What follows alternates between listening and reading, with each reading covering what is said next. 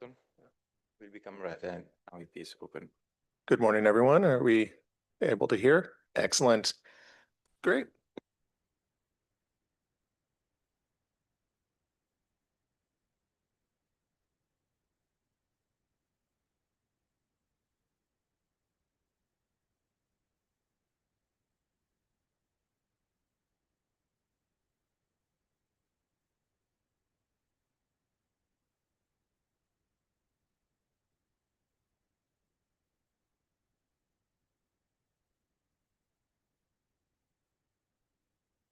That is unmute. Hey, hey, hey.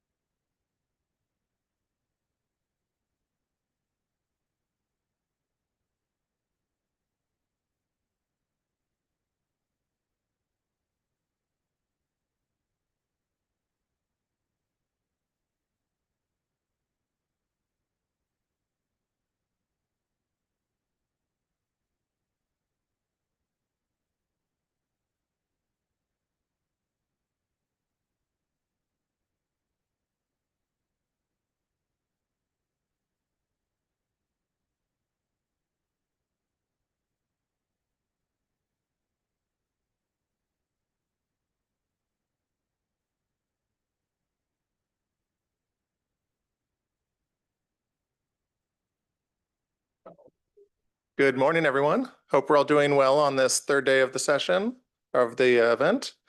Bright and early, 9 a.m. So we're all here to enjoy the last day of the conference. My name is Daniel Monteleone. I work for the European Agroforestry Federation on the project Carbon Farming Med, as well as other carbon issues. But my job here today is to introduce all the other speakers as well as lead the moderation. So first, I'd like to introduce Matthew Mal, who works at the European Environmental Bureau. It's Europe's largest network of environmental citizens organization, where he leads the policy work and strategy on the intersections between agriculture and climate. He coordinates the policy work in the Credible Carbon Farming Project, which I hope you all know what that project is. It's very important here. He co-leads the climate work of the EU Food Policy Coalition and is a member of the EU Commission's expert group on carbon removals. And he'll be discussing the why. Caterina Battello is an agroecology, grassland management and livestock expert. She spent most of her career managing projects and providing policy support to the development of sustainable farming systems in Latin America, Africa, and Asia. She's an author of numerous publications on biodiversity management, grassland, livestock systems in different ecologies.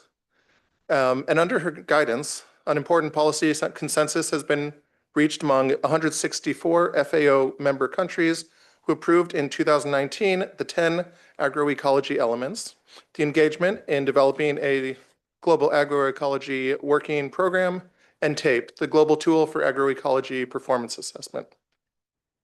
And she'll be discussing the how.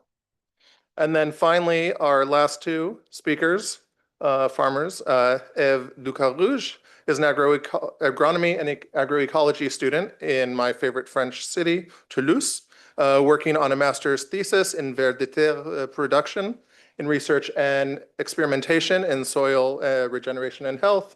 And Jacopo Goracci is an organic farm innovation manager at Tenuta di Paganico. Sono italiano, ma mi dispiace. And a member of the expert group for technical advice on organic production of DG Agri.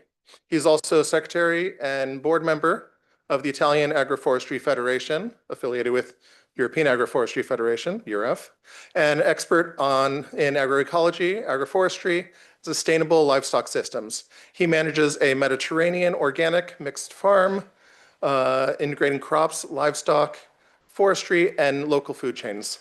His work focuses on silvopastoral systems, biodiversity conservation, animal welfare, and territorial food chains, linking farm innovation with research and European policy discussions on sustainable agriculture. And they will be discussing the what and the where. So now, without further ado, I will introduce our first speaker, Matthew. Welcome. Thank you very much. Thank you. Good morning, everyone. I'm very happy to be opening this session today, and congratulations on almost making it to the end of the summit. It's been very full and long days. Hope you still have a little bit of brain capacity left for this session. The title of the session was Farmer-Led Innovations. I will not really be speaking about that. I will leave that to the farmers and the innovators. I would like to take a step back and look at why we are where we are today in terms of our agricultural landscape, and why that can't keep going the way it's currently going. Actually, I want to take a very big step back. So this is planet Earth, where we are right now. And planet Earth is bound to a physical reality and some laws of nature. And these are really non-negotiable limits, especially if we want to stay within what we refer to as a safe operating space for humanity.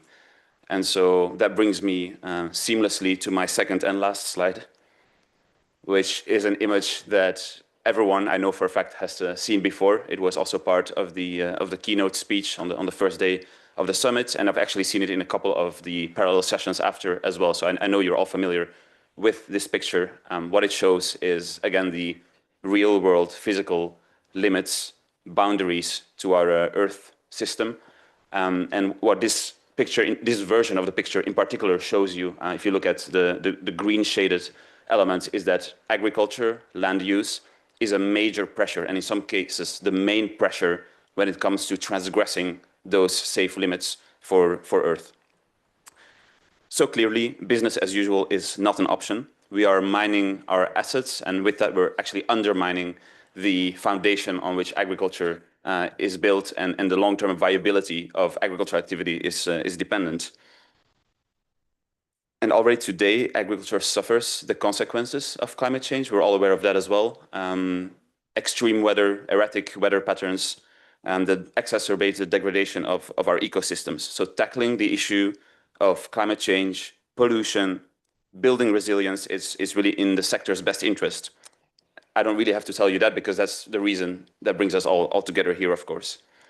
Just last week, the European Scientific Advisory Board on Climate Change published a report on agriculture and climate change. It looked at mitigation and adaptation. The conclusion was, on both elements, we're not doing great. The sector is lagging behind on both those elements, mitigation and adaptation. Now, to act on climate, to mitigate climate change, the main thing we really need to do is reduce emissions. We need to reduce them by a lot, and we need to reduce them fast. In the EU, 90% of direct agricultural emissions come from three main sources or activities. First, there is methane, mostly from direct emissions from animal rearing. Second, there is nitrous oxide from fertilizer use. And third, there is CO2, which is emitted by the peatlands that we have degraded and drained, mostly for the purpose of doing agriculture in the EU.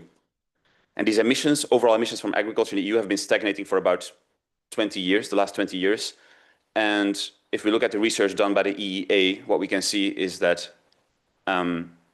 with the current measures that are in place and the planned measures, we're nowhere near achieving the reductions that we need to achieve for agriculture to stay within the pathway to bring the EU to climate neutrality in 2050. So something needs to change because we're not going to meet climate neutrality in 2050 if agriculture doesn't change. There are many ways of dealing with these emissions, but I believe that good ways of dealing with them are less plentiful. The temptation of resorting to technological solutions as a panacea, a solution for everything, is extremely strong. There's solutions that hold the promise of business as usual, just a tweak in the process, the key to even further intensification, better efficiency, larger scale. And some of these solutions can be part of the answer, but on their own, they will fall short. And they will fall short because they're partial fixes. They're partial fixes plastering over the cracks, creating the illusion of progress, while in fact, what they do is pave the way for, in some cases, unexpected, and in most cases, unwanted, long-term consequences, whose financial and societal cost will far exceed whatever investment cost there was to begin with. And they are what brought us to where we are today. And I believe there's a person that is considered quite an intelligent person overall in history that said we cannot solve today's problems with the same ideas as the ones that brought us into this problem. So on their own, these technical solutions, they will fail because they do not address the issues at core. They instead further lock us into the inherent unsustainability of a system that's built on mountains and rivers of external toxic inputs and so-called ghost hectares of deforested land. So how do we drive back these pressures? The good news is that the right way of dealing with these emissions will also help us achieve the other environmental and societal objectives. Nature-friendly farming is not an oxymoron. There are farmers all over Europe that are already showing us how to do it. There need not be trade-offs between improving the health of our environment, the stability of our climate, the well-being of our animals, and the prosperity of our farmers and consumers. And studies actually show this. We can feed Europe with healthy and sustainable food and produce the inputs for a bioeconomy, all while drastically reducing our negative impact on the environment and the climate. So we don't just want emission reductions, and we don't just want enhanced carbon sequestration. We want all of this in a context where we reconfigure our agri-food system and restore our natural environments, our water cycles, our biodiversity, so that farming becomes resilient and maintains the natural resources it depends upon to be viable in the long term. So climate measures do need to be part of a bigger picture in which we address not only how and what we produce, but also how and what we consume, where our food environments and our food systems are shaped to nourish us and the planet back to health and away from disease. It is necessary to make sure that there's policy that is conducive to those changes. And it's fine to talk about incentives to achieve it, but really sustainability should just be the baseline for how we do farming, really.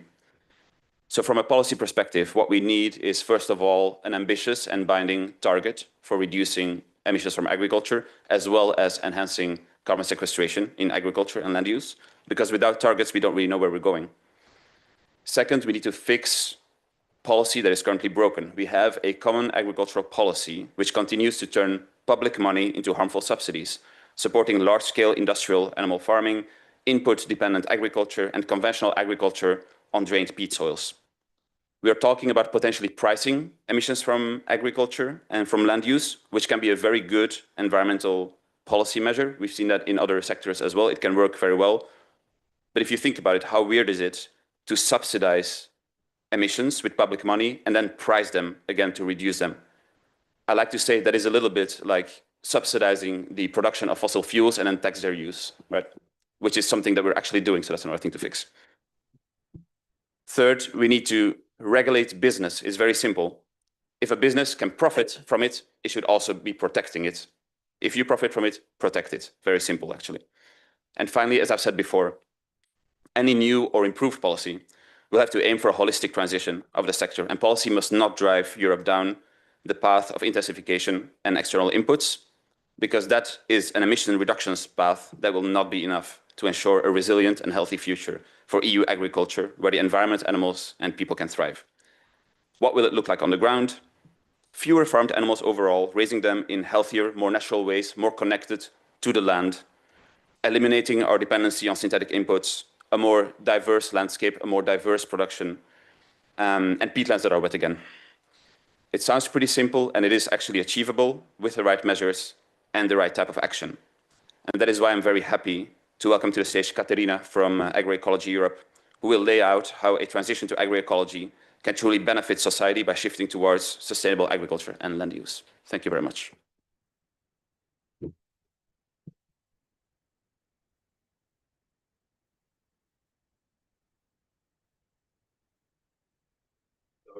This with me? Yes, where is this one? Yes. Yes. Okay. Thank you for being here, and thank you for this beautiful speech before me. So I would like to introduce you to a very old and maybe known term, agroecology, that seems to be a little bit out of fashion now, but is exactly matches what the predecessor said to me, because it's the connection of many actions, is not taking actions in isolation that is important. So on the right side, you see the 13 elements that have been approved by all governments that make a sustainable, inclusive farm. And it is important not to take them in isolation. In isolation, they are beautiful.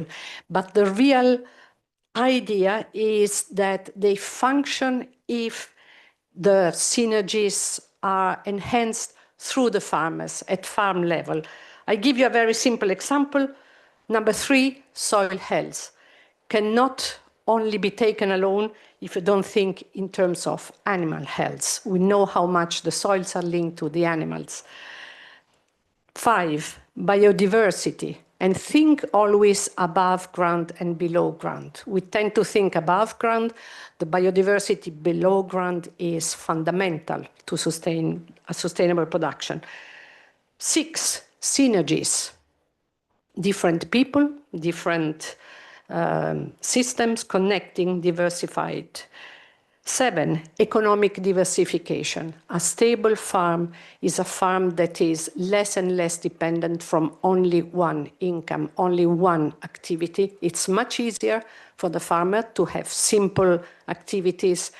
It is not sustainable on the long term. Maybe you have enough profit in 1 year, and then the next year you have all the consequences of climate change, of an event. And we see this more and more.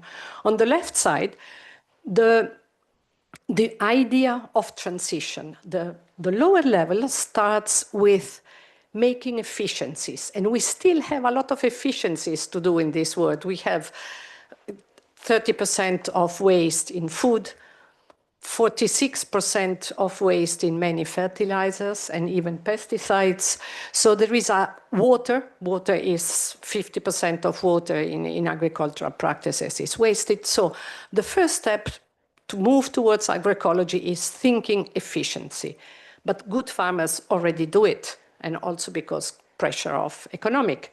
So the second level is substitution, less and less chemical with more and more biological, nature-based input.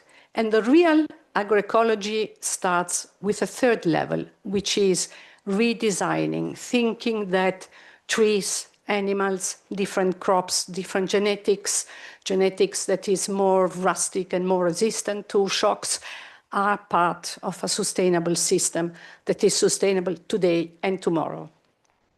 The fourth level, and we tend to take them separate, but now even the EU starts understanding the importance of the connection between farmers and consumers.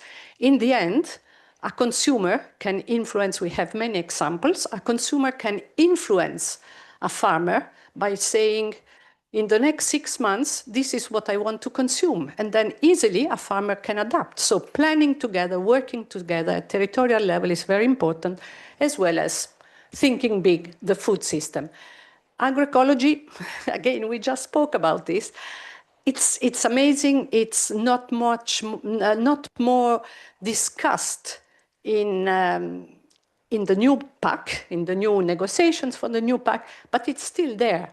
A lot in 2 years ago, 1,300 scientific publications. So it is a reality. Movement, people, millions of people doing mixed farms and valorizing farms through diversification, direct selling, food processing, agroforestry. So it is there. We can say what it is defined by the principles, but is alive in reality with the farmers. And policies. I want to bring to your attention that in Europe, we have a number of policies. We have the French policy at national level. We have quite a lot of regional policy, Région Wallonne, in Switzerland. We have in Catalonia, in Sicily. Some more are coming under discussion into different regions. So it's something that is more alive in Europe at regional level, at local level, rather than at national level.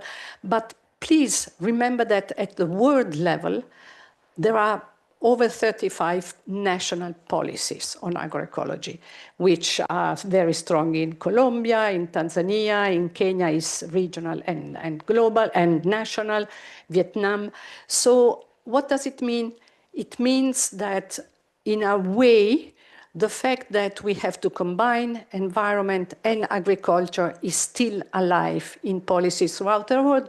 To respond to your global challenge, we are still capable of thinking global and finding global solutions. Quickly, there are many examples in Europe. We have published a number of publications. Agroecology is different in every region, in every country, is very local, and has different connotation. Okay, first word I wanted to explain were the principles and the connectiveness of those principles. The second word that I would like to bring to your attention is permanence.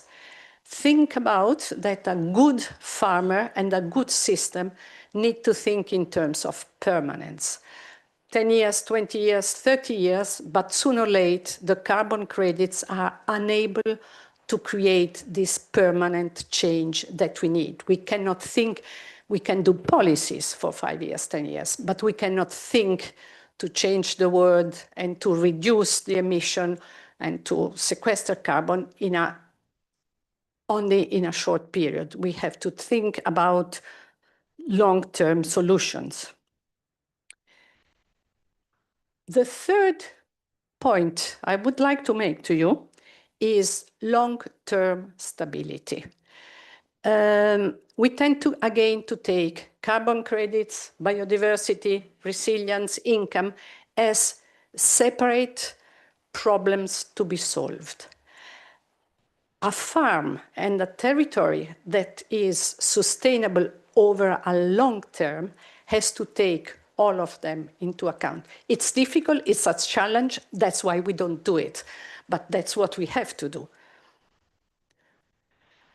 The last point, so principles, permanence, long-term stability, is agroecological competitiveness. That's a word that is an obsession now in Europe, but has very often a negative type of competitiveness. We can think in terms of agroecological competitiveness, and we can ask Europe to include in their policies and in their subsidies, and I agree very much about the concept of subsidies, are they important or not, to be given, for example, in terms of revenue. Here are a few proposals: trade rules, individual and collective farm diversification, organic and quality premium. Remember that there are many organic farmers, many agricultural farmers who are already doing the right things, and they should be sustained and receive continuously a premium.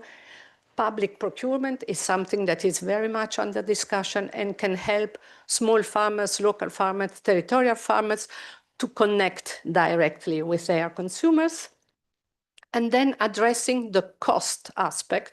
In this moment right now, we see rising cost aspect of fertilizers and things like that. What do we think?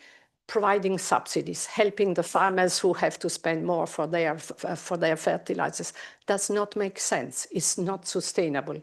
So let's invest in serious rural infrastructure for agroecology, knowledge, and different concept of joint machinery, buying and seed, and joint digital infrastructures. Thank you. Over to you.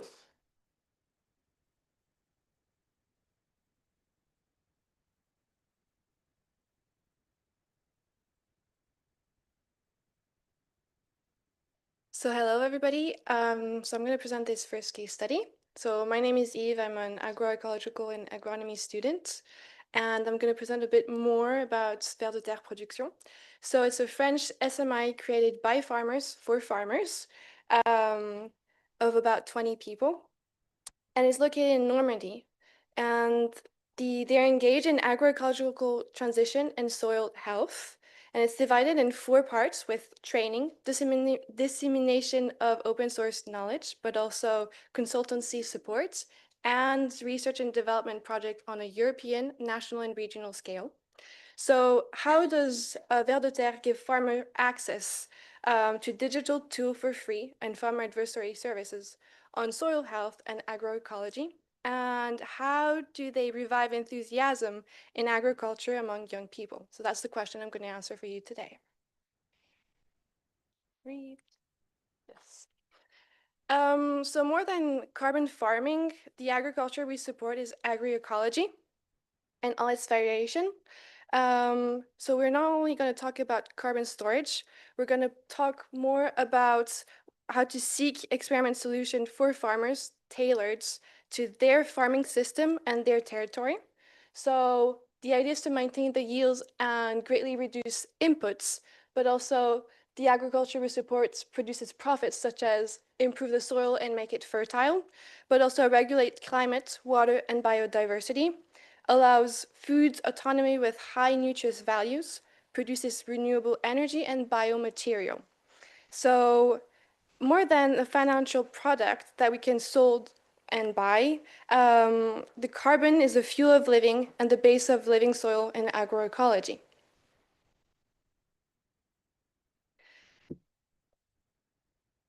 So the learning method we put in place is presented in this pyramid, where we highlight and put more emphasis on learning by doing and teaching by others, without leaving out the other aspect, but presenting them in another format.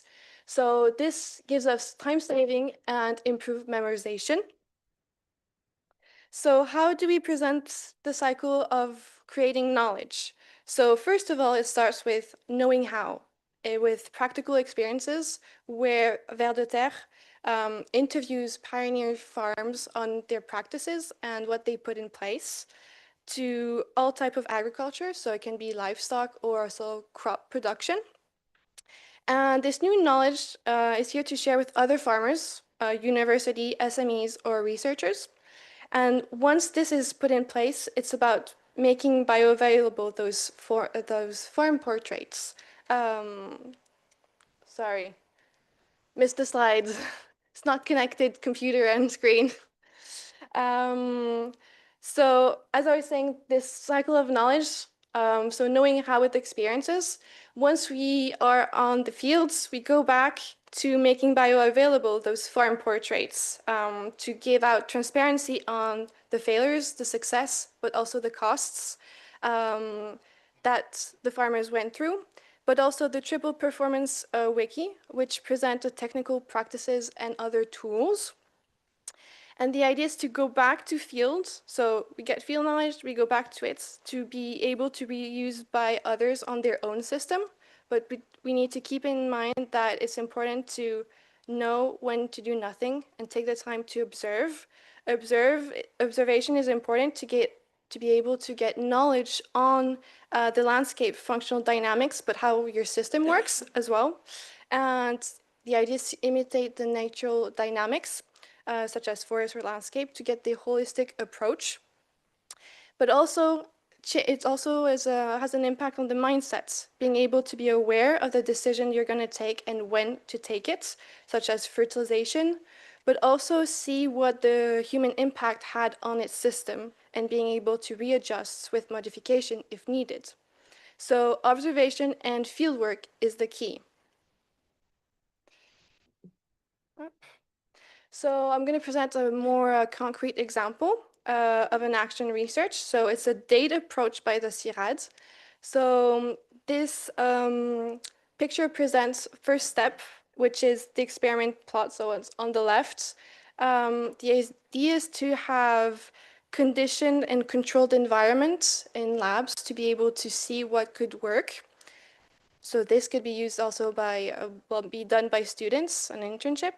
Once this is put in place, the second step is about pioneers farms and use those criteria in the field and see if it actually is being able to be applied in those territories and those types of farming system. But also, once this is put in place, it's about dissemination of innovation through existing networks. So through cooperatives, farm groups, to inspire farmers one another about their own system. So this example had showed that the CIRAD participate to help Vietnam as a second exporting country of rice within 10 years by taking out those agronomic blocks and disseminate that knowledge. But also, if we go a bit further back into in France, we have the living soil market gardening with no-till, which its network has spread through regional, but then to a national scale in France. So it shows that it had a greater impact on another scale level. So if I go a bit further in explaining the method that's behind all of this, it's a 5-step method where we start by raising awareness. So that goes through thousands of videos on YouTube channel. And that has been also translated in most spoken language. Then we have the training that goes through open courses or local group and forums. Online courses also makes farmers able to follow those courses whenever they have time. So it's a more personalized time frame rhythm. But then again, afterwards, it goes on experimentation, where we can have action research, the example I presented beforehand, and also living labs, but participatory research, farmers networks, and pilot farms, followed by experimentation.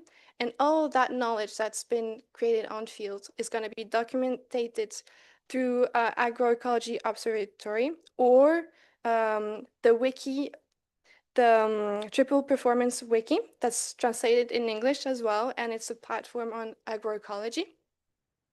And all these implementation is going to be also used with support. So guidebooks, consultancy, discussion system, peer learning. So it's a loop, and it goes a feedback loop on how to make it better. The main stakeholder groups targeted are teachers that then will teach to students that are probably a lot of them, some of them are going to become farmers, so also farmers, and facilitator, adversary technician, and researcher. So 4 main groups that's targeted. And the 2 main free digital tools and channels are the YouTube channels, where the first stage of the rocket was already launched at 6 million views on leading agronomy channel. And also the triple performance wiki that has already 50,000 views per month on the agroecology platform. So to end up this first case study with a even more concrete presentation is practical example of the e-learning. So this e-learning course is a creation of a toolbox of carbon farming in 4 languages.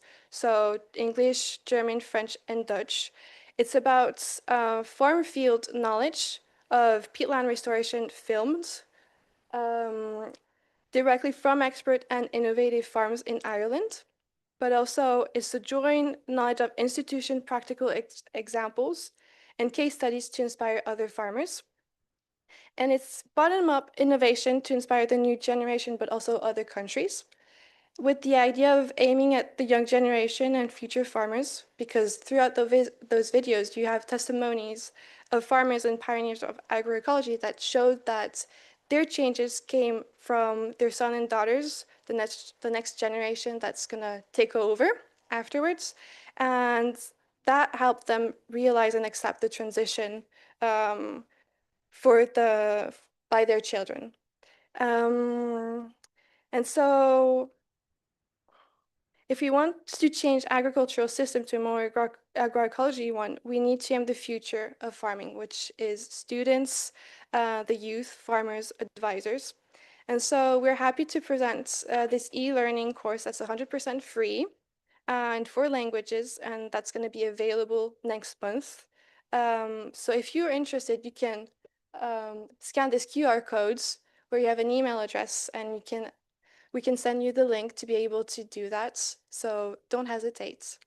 So that's my part of this first case study. So thank you for listening, and I give the floor to the next case study.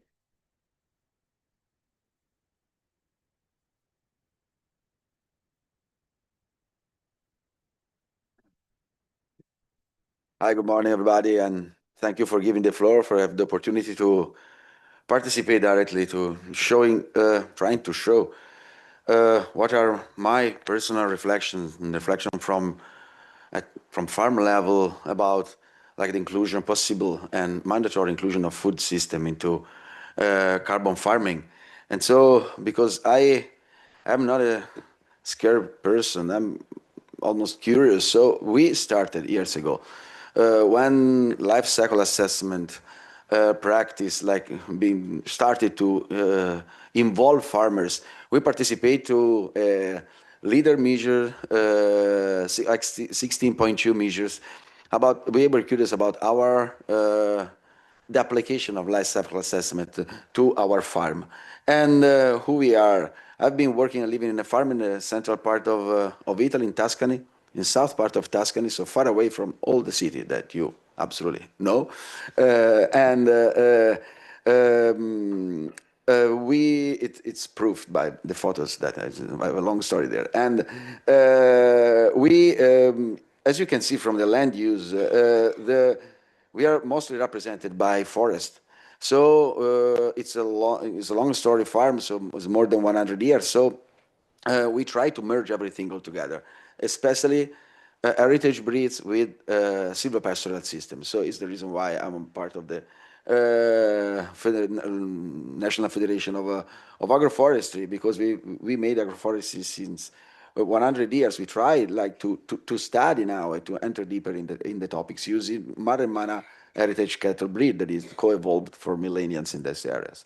So I just mentioned that we were curious, and so we participated to this project, and we try to study and analyze what happened to our farm, also comparing to other systems, because the peculiarity of our farm is that we manage the farm in a silvopastoral way till the slaughtering age. So we have no feedlot system. So we are our animals stay outside till the age of slaughter, that is almost 22 months.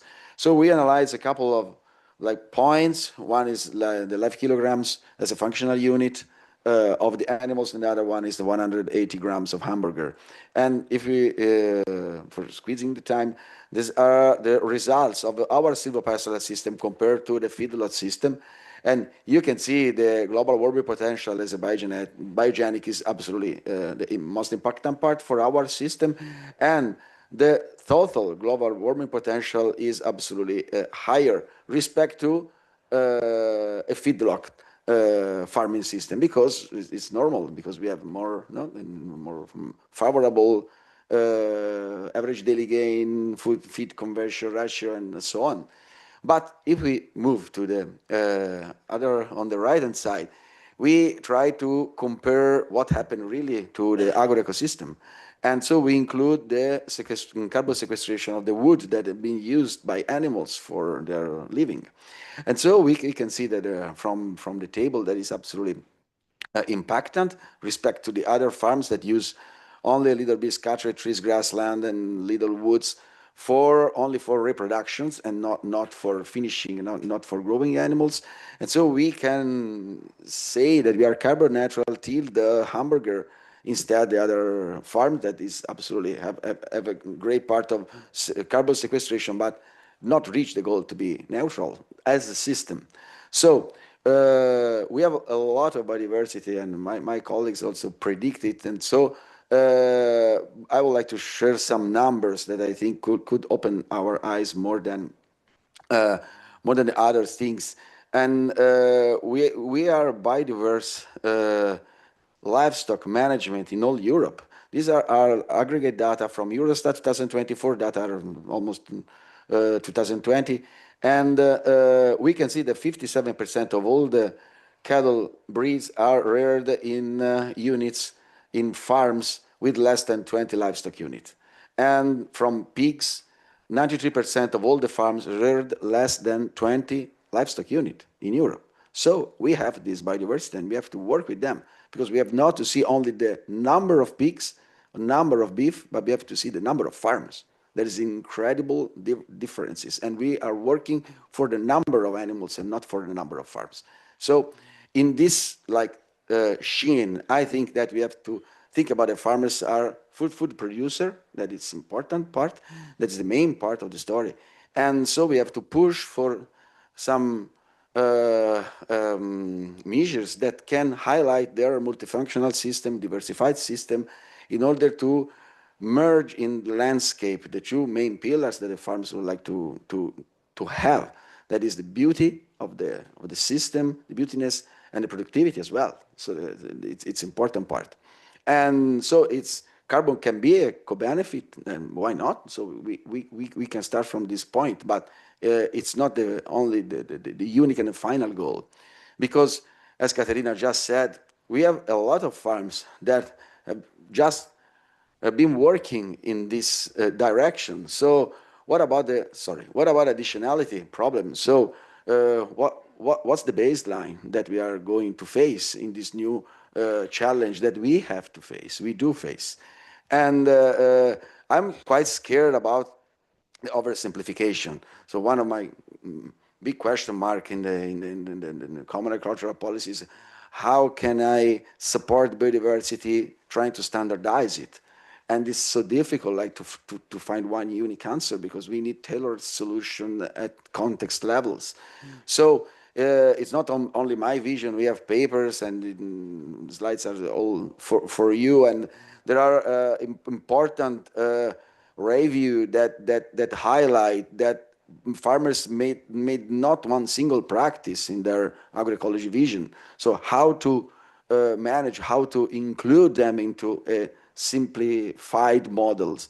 And I think it's important. I come from agroforestry, and I'm on behalf of Europe now. So it's important, like, to highlight that this is a system that like sums complex the complexity of the system at all. So I think it's important to consider not as a carbon tunnel vision, but a more broad and holistic way to work. Because also at farm level, we can see that 64% of Europe farms have less than 5 hectares. So it's not only something that are like linked to animals, but also to land ownership and use.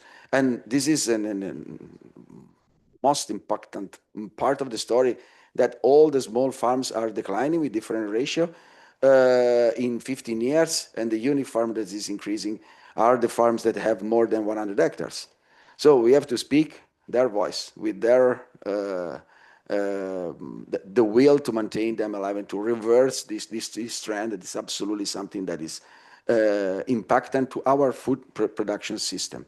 So think about these kind of farms have a lot of potential in certification, auditing, data collection, verification, and skills and everything. But the rest, what about the rest? What about the 65% of all the farms that have less than 5 hectares? So we have to include in the discussion. And putting some numbers about my farm, you can see that why I'm interested in carbon farming. Why? So with all this, the introduction, say why you're here. Yeah, because I'm curious. But not only because I work on a farm. I've been working on a farm, and where the more than 30% of all the average revenues comes from subsidies.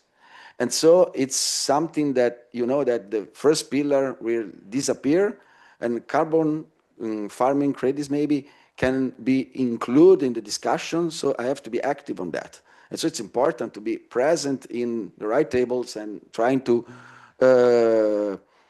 work also in that direction, making your like a vision, path, and ethics and missions very stable and fixed, but in order to make you alive, and it's absolutely important, because I'm scared to be the carbon offset of other sectors. I don't want to be the carbon offset of agribusiness interest. I don't want to be carbon offset of industrial sectors. I would like to make something that can be really sustainable. And I can make an example where I see some elements that are misaligning a little bit, like the goal with the actions. And for example, we made an important project about slaughtering pigs on farm, like to reduce the stress of the animals. Only for death, is not for business model, is only for reducing the stress of the animals during transport and slaughtering. And so we compared this to conventional slaughtering. Yesterday I've been in Brussels in the parliament, like to describe it, because it's so interesting also for Dan and Nansen was there. So it's something impactant. It's something that is working also in livestock strategy in the future revision of the CAP. But if you think something like that, and if you see that there are incredible differences in animal welfare and no problems in meat quality and meat safety for sure, but if we analyze on a carbon vision, we can see there never generate so impactant carbon sequestration. So we can like mention some decrease in live animal transport, some less kilometers, and that's important.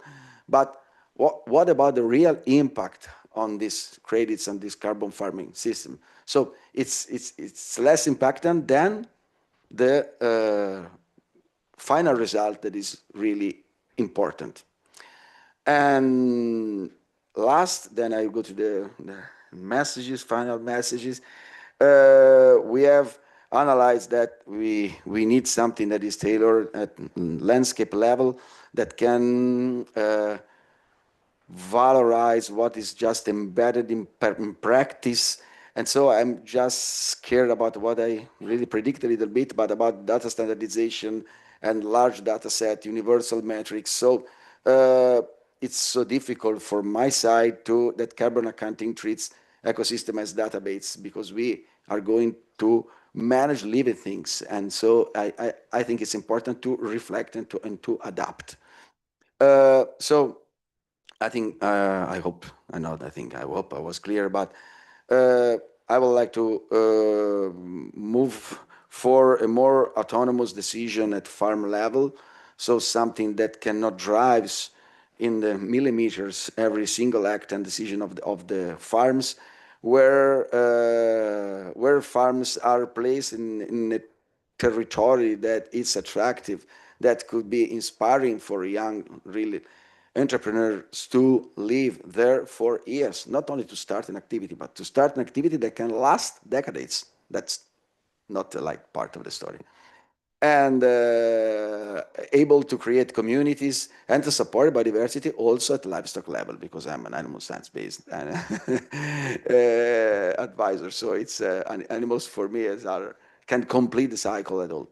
So we have to think that the long-term innovation has just been done by a lot of farmers, and we have to manage relations, manage connections between the elements and between the farmers, because we have to create multiple benefits for all the actors involved, and not think about food production evaluated with a single indicator. So last word, don't overlap carbon farming with carbon credits. That are two absolutely different way of thinking about the system. One is a practice, and the other one is a financial instrument, and they have to have a dialogue, but they have not to be overlap. And I think that push for the idea that farmers are not passive. Past farmers, innovation already exists, and we try to innovate every day, but now it's the turn of the policies, thanks also to our involvement in that. So the policy co-production, policy co-creation could be a way of increasing this discussion. Can policies have to recognize and support the activities of farmers? So thank you very much.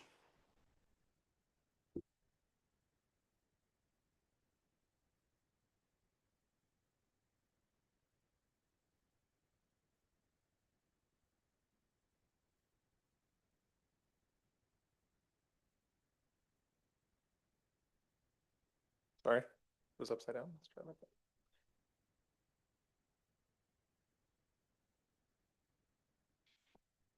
And now the second half is the question and answer. So we're going to invite our guests up, Matthew, Jacopo, Caterina, Ev, but also we have a special guest also from Ver de Terre, Alexander Cotin. He's an agricultural engineer who's focused his entire professional career on natural resources, land management, and promoting agroecology. Thank you for joining us. And so we're going to ask a few questions. So we heard about the alternatives to credits for restoring soil health. We heard about the revenue costs from Caterina and about the animal welfare aspects from Jacopo. But how can it enhance food sovereignty and territorial resilience, as well as sustainability? Who would want? Sorry, this is for any of you. I mean, if Caterina or Jacopo want to follow up on theirs, the rest of you can also contribute.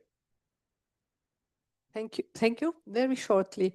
We were discussing with Jacopo before.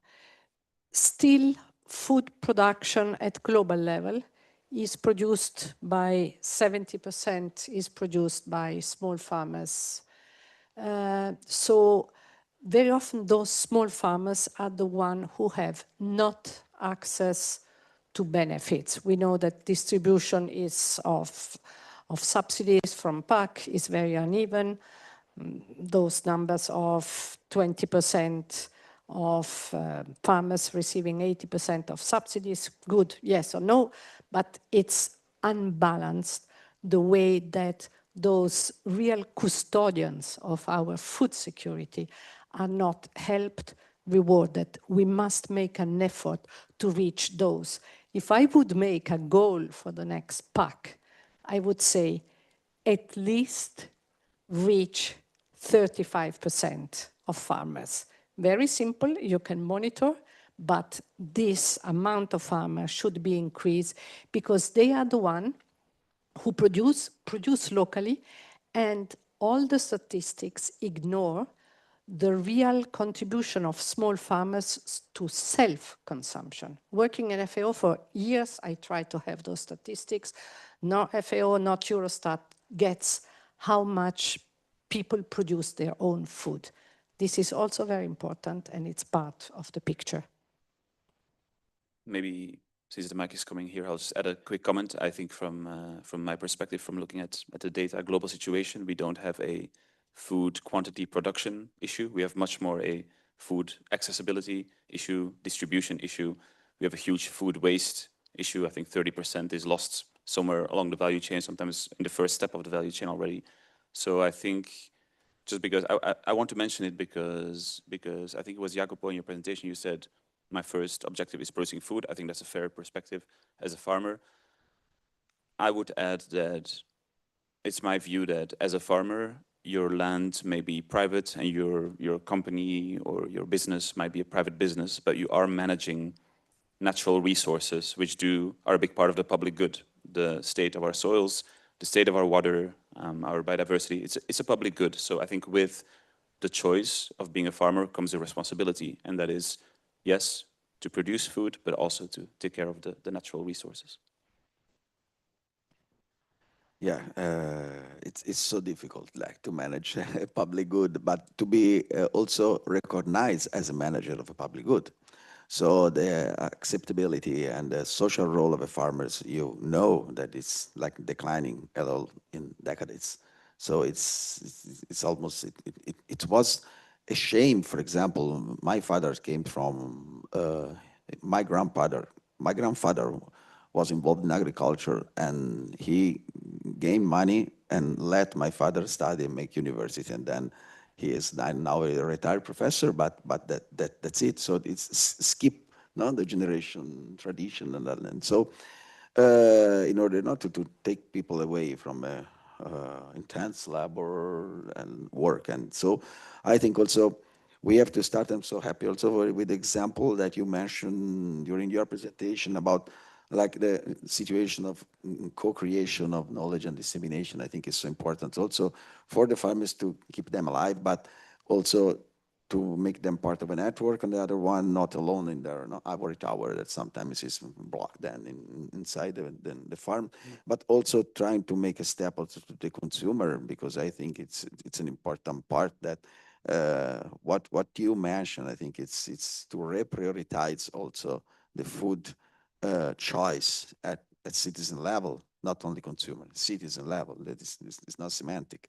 So it's something important, because I said every time that from Neanderthal man till today, humanity, the time spent for searching food from 99% to 1%, I think we can figuring out some other ways to be more active and not to demand everything to other system, what is our fuel, and not only our fuel is is something that is referred to very important ethical public good. Thank you. I will follow to the public good, the territory approach, and the landscape level approach. I really think we need to organize food system, really relocalize food system. And as farmers, as are managing the territory, this kind of approach, really locally approach, we have some few examples in France, like you connect farmers with direct consumers, and more than that, you connect people living in the same territory. So they are, you put a face on your food, first of all. This is really important. and when you want to take care of your home, basically. If it happened on the other side of Europe or the world, it's more, it's harder to really get involved on protecting the environment, have really good food quality. When it's your neighbor, it's getting easier. And to organize food system, to have innovation, to motivate new farmers to get in, it must be local. And I totally agree that small farms are totally invisible in a really large scale vision. But they are the one shaping the territory, and they are the one connecting people. Food connects people, basically. So it's really important to change the scale, like use a fractal vision. I don't know, these forms will repeat and repeat and repeat, but you must act at really small scale and rebuild the connection the large scales have cut from each other, I think. And small farm are a really powerful possibility to do that.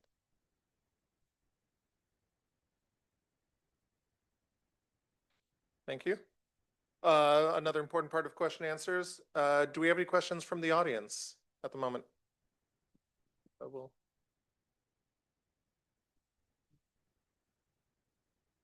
Thank you. Yeah, thank you. Good morning. It's Andrew Brewer from the UK. Great presentations. Very much appreciate them. Are we ethically right in looking at cutting livestock numbers when we have water in Northern Europe, where many other countries in the world are struggling for water?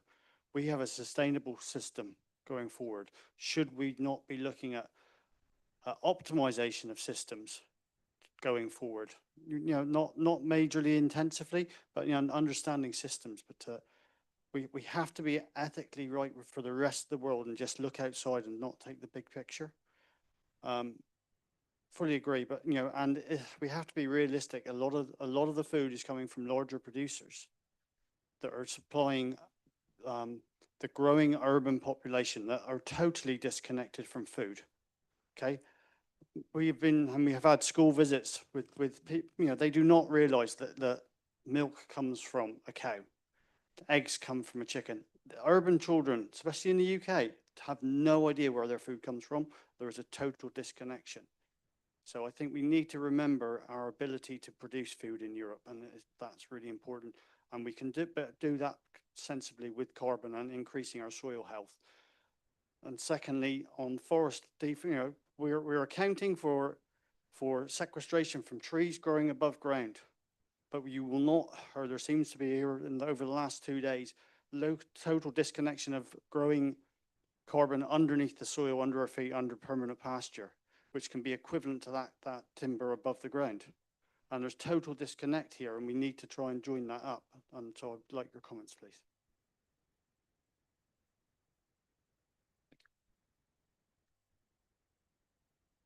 It seems like you have people agreeing with you on the second question, so I will disagree with you on the first question. Right, so you mentioned we need to make sure that Europe, which has a sustainable system for livestock production, can contribute to feeding other places, both inside and outside of Europe, I assume you refer to. I have a couple of issues with that. First one is that Europe is not feeding the world at all. We are a net importer of calories. We are a net importer of proteins. We're a net importer of land. Our systems that we have in place, our livestock systems specifically that we have in place in Europe now, depend on massive areas of land outside of the EU. It is by no means a self-sustaining or sustainable system in terms of resource use, also not in terms of contributions to emissions, also not in terms of respect and care for animals. So I would already fundamentally disagree that the European system is a good model. Well, I'm saying we have a very diverse agricultural landscape, so I'm not talking about any type of livestock production, right? We have very, I think, good, respectful livestock production that is linked to the land, right? but that's not most livestock production. And that's why I think it was mentioned a couple of times, the consumption aspect is a really important one, because if we keep consuming animal products at the levels that we do now, not only is that a problem for our health, it is also a problem for sustaining our agricultural system, because we are so dependent on inputs that come from elsewhere. So no, Europe is not feeding the world, and we cannot keep the business as usual. Reacting to your second question, that you are perfectly right. So it's a small, it's only a picture is an input that I would like to give you as a small project of 100,000 euros with 3 partners and nothing more. So only to inspect and to have an idea what happened, because even before we never know neither these aspects. So I know that carbon and in grassland is an important part. And in the picture that I mentioned, that I show you about the farm, there are some stripes that divide the wood, and there are fire breaks that have been managed as grassland till decades, and water ponds. So we rotate animals there, and so this is an important part also that can increase the differences between system and have to be included in the model for sure. But it was only, I repeat, something, the starting point for more general and more science-based approach for sure.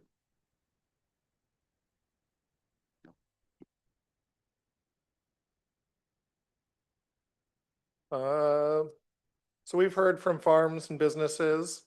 What should territories do differently if we want to take these alternative to credits or non-credit pathways seriously? Or counterpoint, what should they stop doing? Sorry, we'll pause that one and ask the audience.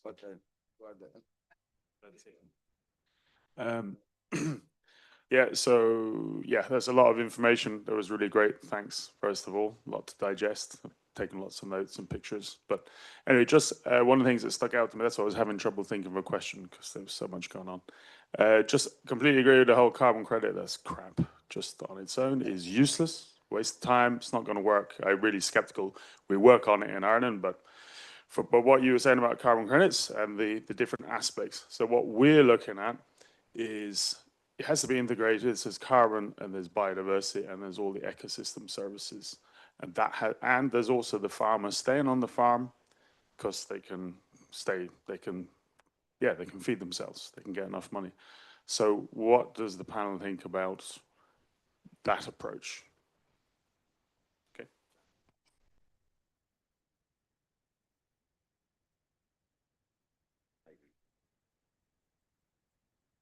That approach looks like agroecology. So, yes.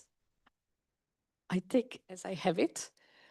To link back also to your question, can we think back of a public space? Because we have on one hand policies, and we have on the other hand the private sector. And we are delegating more and more, a lot of things, very often the one that we don't know exactly how to regulate, to the private sector. But the famous public goods that you are talking about are in the middle, and we should not give up this public space. And this public space is very difficult to handle at global level or European level. That's why we struggle, but it is much easier to tackle at territorial level. So at territorial level, people can get together. There is a lot of communal land that can be grazed very often, but there is a lot of public activities that can be financed or can be organized at territorial level with a push from territorial policies that protect this public space and enhance it, give value to it. It's okay, the private sector, but the public sector that gives benefit to all of us is there, and we should protect it and enhance it to benefit all the players that live in the same territory. To react on both question I really agree with that, and there is some mechanism at regional or national level in France, at least, that allow you to go out of only carbon credit. There is one payment for environmental services. There were a presentation yesterday in this room about this kind of system created at regional level, for example, in France, between the water agency and farmers on a watershed management level. And the water agency will pay farmers if they put, I will take like a really practical example, cover crop around the area where the water agency is taking the tap water, so they can work on water quality. And farmers are paid to protect the water quality through agronomical practice. It exists also the group GI2E, group of interest, group of environmental and economical interest. So these are group of farmers that join together. They are so they can work on a specific problematic at really regional level, erosion, how to implement a local market to sell their products, how to construct or how to build local shop within different farmers, so they can all send the product, their different product in the same shop, and they can do put shops where the the urban area where there is no services, for example, like or services for food like supermarket or stuff like that, and they take back the space, the public space, actually at really local level. And it's working well because they can sell their product the right price because there is no intermediary. It's self-managed. They can sell the product the right price, so they need less subsidy and they can live basically from their work. They produce food, they sell food. I can live with that. I don't need somebody to pay me to steal farm, basically, which for me it's a major problem. I mean, this is not normal that we can't live from our job, only our job, and we need extra money to do the job, which is the base of everything, like producing food. We don't have food, we can't do anything more, I think. But there is some really local initiative that are growing, and I think they are growing faster in space where there is no services, and cooperation is growing where there is a lack of resources, and I think it's a good thing also sometimes when you don't have the intervention of the larger scale. I will call it that way.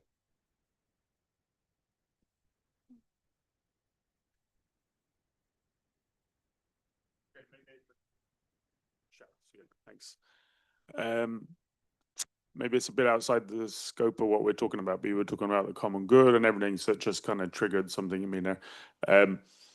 Sorry, in a good way, not in a, I'm not going to have a psychotic attack or anything. Yeah, just what we see, because we're working with farmers a lot, okay, you know, doing great work, but there's a complete disconnect between, well, everyone, pretty much, departments of agriculture, departments of environment, farm advisors, policy. It's all, and this is what we're talking about here, and this is all amazing, but you know, this is urgent, right? Mathieu, you showed us, look, it's not good, right? So this needs a huge thing. So that's why I'm saying maybe it's a bit outside the scope of this, but I'm just wondering, is there any thoughts on how the hell we're gonna get that collective effort? And I think it has to center around something like the public goods and that the common lands or whatever it is, but that's just absent and we don't have time. So again, I don't want to put a panic attack on anyone, but I'm just wondering, is there any thoughts about how we're going to upscale all the great work like what, you know, Ver de Terre and Jacopo and that are doing, and yeah, now so I'm not doing integrated carbon credits. I'm doing agroecology. That's good. Good to know.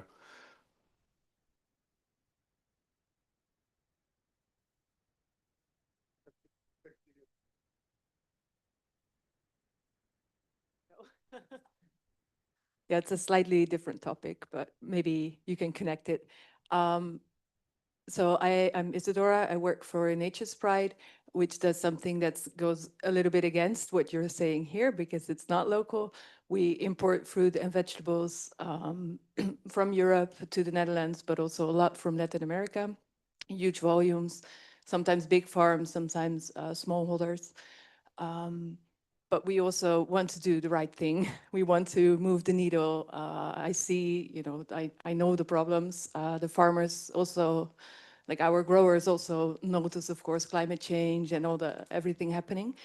But the issue is a bit like I would like to know from you, what do you think would help them the most? Like from our role as a buyer, we don't own the fields, but we do want to sort of level up. Like if you look at the levels of that you presented, level 1 and 2 are easy.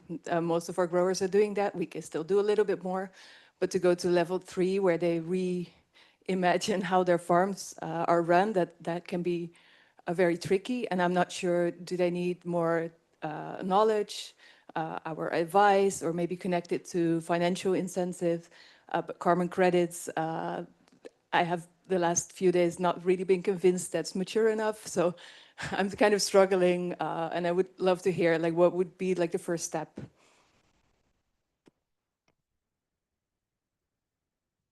Well, if it's possible, react a little bit at the first question, mainly that what I can recall collect with some that I mentioned briefly during my presentation, that is the involvement of farmers in policy makings. That sometimes that we are seeing that the major driver are the number of animals, the concentration of animals in some areas, and you mentioned also that with the question before, and so we think about large scale system that can export and can make non-profitability for all member states, and visibility in marketing strategies, advisory, and also can collect like money also from external parts. And so maybe the representative of the system, lifestyle system, are categories that works in that direction. And that's it. So the voice of the farmers are not inside the discussion. So maybe, if you disagree, perfect, but maybe to have a higher voice in the discussion in order to be part of the new way of managing NASCAP could be a first important pillar for like putting some question marks, some doubts, and to tailor also the future cap measures, also including this kind of farming system that is representative as a number of farmers. Please. Yeah, I'm also gonna stay on that question. I'm sorry. I hope someone can come to you. Good, very good. Sorry. I agree. I would make the nuance that the voices of some farmers, types of farmers, representatives are very present in the debate, and I think that is actually a part of the issue. It's a very unbalanced, unfair representation of certain visions coming from an agribusiness, industrial kind of background. Those visions are very well represented at policy level. I work in Brussels. I work on EU policy, so I see it multiple times a week. It's very present, and those are the voices that reach the policymakers. There's a lot of vested interests there in keeping things the way they are and going for those incremental changes to be able to keep going, but not having to change or question the overall production consumption model. So that is the kind of situation and the reason why things are not really changing. So I think many of us here are probably spending a lot of our hours and energy on trying to change these things and coming up with better solutions, better through projects, through policy work, through maybe our own actions as private citizens as well, where what we choose to consume, where we choose to spend our money. I think the big one, probably the biggest impact besides where we decide to dedicate our time and energy, the biggest impact we can have is voting. Voting for politicians, parties that actually are committed to changing this, because it is the right thing to do and not to protect certain vested interests. I think that is probably if there's a single action that we can take, that is probably what we should be focusing on. Still 2 years for the next election. Okay. So, no, okay, and not in our also, very soon a referendum coming. Difficult and complex question. I don't know if you are talking about importing oranges from Chile out of season, or you are importing soybean from Brazil to feed animals in the Netherlands. So the answers are pretty different. Okay. Avocado. Okay. Easier than soybean. Let's say many different possibilities, but we have a number in Italy that a farmer gets 7% of final cost that the consumer pays. I'm pretty sure it's quite similar in all the other countries, 7 towards the rest. And then we go back to a word that you said about ethic. Okay, do we really think the consumers are so desperate that they cannot take into consideration an ethical component when they buy? So maybe working around this ethical idea and trying to find out the real money that your avocado producer gets. Of course, then you have the transport, you have the risk, you have all the other things. But can you try, because this would reassure your customer if you would say, I'm not talking about certification, trade and things like that, but we are taking care in this avocado of the well-being and the well-being of the natural resources in the countries where you buy it from. Okay, and it's quite an attractive message, I think. Okay, the other thing, as I have the microphone, we spoke a lot about Mercosur. And going back to agroecology, we have very clear concept of agroecology in Europe. We have strong agroecology links, as I was showing you, in Latin America, in Asia, and also some part of Asia, in Africa, sorry. Why don't we introduce this complex concept of agroecology in our trade, international trade relations, in our Miro clauses? Okay, sorry, it's thinking very high, but the same principles apply to the different continents. Can we try to adopt them in thinking of import and export? Thank you. Thank you. Thank you. We have 1 minute left. So first, raise your hand if you were here for the opening keynote speaker on Tuesday. Okay. So it was brilliantly said, but it was a little pessimistic. 2140, we're going to hit 2 degrees raised, 2040, 2 degrees, and 2100, 4 degrees raised, I believe. So can I get one person give me some optimism? Yes, I want to hear something optimistic. I work in Brussels politics. I cannot be optimistic at this moment. I work in a fucking rural countryside. I cannot be optimistic, but no, I'm joking. From a farmer's point of view, the optimistic view is that I'm here now, and I've been advocating the same topic for more than 25 years, and I'm seeing the increasing of interest in our practices, our way of like managing privately the land as a common good, and it's not farmers washing, it's something more, something different sometimes. So I have to be scared where to be grouped. But if we have some filters now, we can have access to an amplification and dissemination of our voices, our ideas, to be part of a broader network that, trust me, 25 years ago was absolutely not present.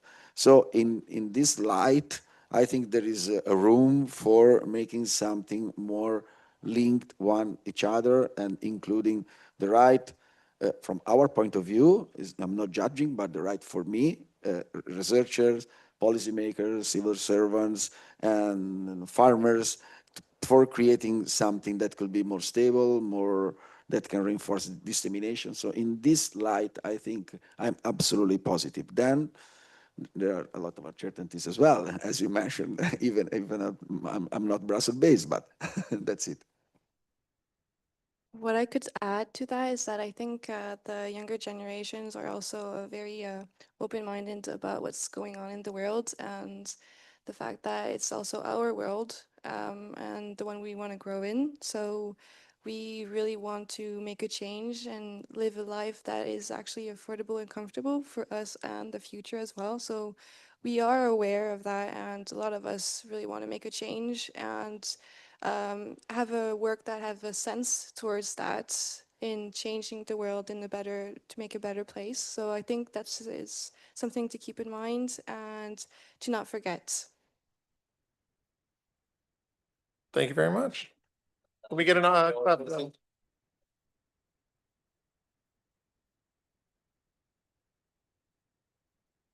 And if I'm correct, the next session should be the plenary.